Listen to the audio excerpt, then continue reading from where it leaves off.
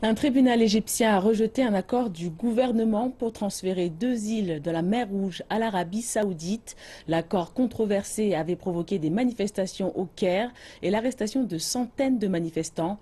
Nombreux de ces activistes célèbrent aujourd'hui la décision du tribunal comme une victoire. Le tribunal explose de joie lorsque le jugement est rendu. La propriété des îles Tiran et Sanafir a été l'un des sujets les plus controversés en Égypte cette année.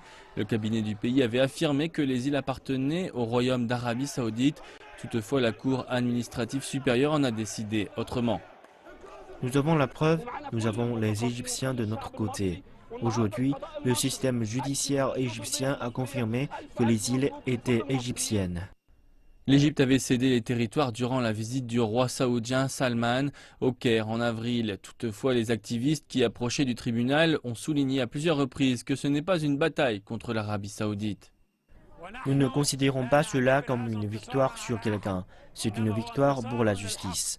Nous espérons que nos frères en Arabie saoudite comprendront que notre position n'est pas contre eux, elle est contre un accord que nous voyons comme illégal et le tribunal a été d'accord pour dire que cela était illégal depuis le début. Des centaines de manifestants ont été arrêtés durant les manifestations contre l'accord sur les îles avec l'Arabie saoudite. Entre le 15 et le 25 avril, nous avons eu presque 1000 jeunes hommes et femmes qui ont été renvoyés devant le juge.